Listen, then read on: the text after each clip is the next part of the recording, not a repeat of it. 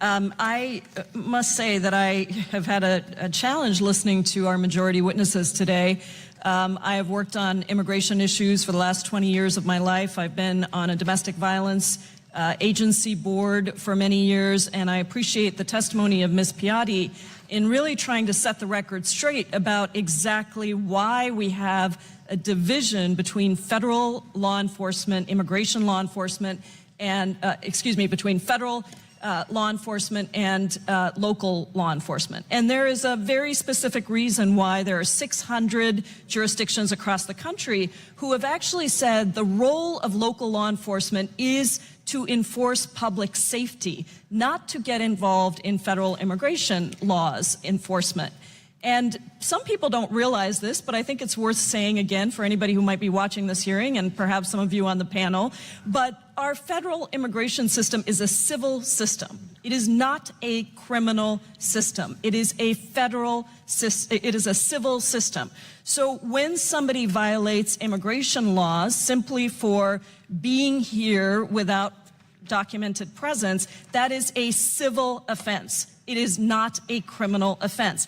And I would like to set the record straight for, I believe it was Mr. Smith who was talking about federal sentencing rates, and I just want to be clear about something. Federal sentencing rates are not a reliable indicator of criminal offenses because more than half of federal prosecutions, 52% in 2016, are for immigration-related offenses that include illegal entry, which is a misdemeanor, or illegal re-entry, which is considered a felony. That has happened over the years as we have criminalized undocumented presence in this country instead of passing comprehensive immigration reform. Now, there is one thing that Ms. Vaughn said that I agree with, which is some things can only be done by Congress. Yes, comprehensive immigration reform is one of the things that can only be done by Congress. And in fact, we had bipartisan agreement for that comprehensive immigration reform in 2013, where 68 senators agreed that we should pass an immigration reform bill because they understand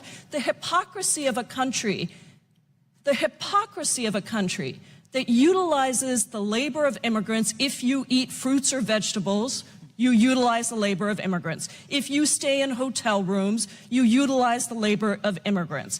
There are numerous places across this country where you simply cannot wake up in the morning without utilizing the labor of undocumented immigrants that have been building this country. So that would be a solution that we should really move towards. Now, I want to talk quickly about immigration detainers and then ask Ms. Piatti a question about domestic violence and victims of crime.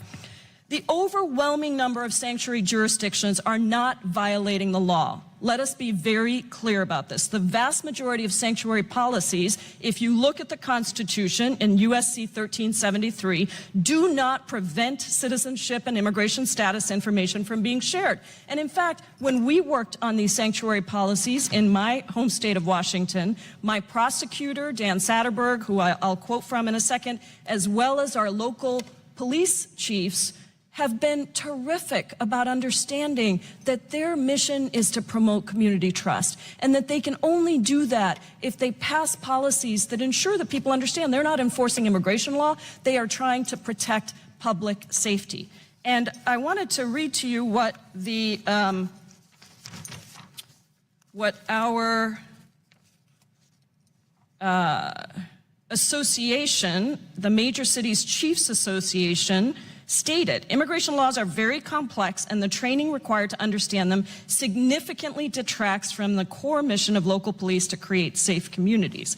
And recently, our county prosecutor published an op-ed in the Seattle Times where he said, "From my position as King County prosecutor," this is a prosecutor, "I can tell you that these actions have the opposite effect for crime victims." And he's talking specifically about all of the immigration executive orders that this president has signed. And here's what he said: "When victims of crime are afraid to trust police and the courts, the only winners are violent people. Because our top mission is public safety, this crackdown," in quotes, "is an immediate and serious concern to those of us who work to protect our residents." So, Ms. Piatti, could you tell me, in your opinion, is local law enforcement qualified to act as immigration enforcement agents? The time of the gentlewoman has expired. Ms. Piatti, why don't you answer her question? I'll answer quickly, Chairman. Thank you.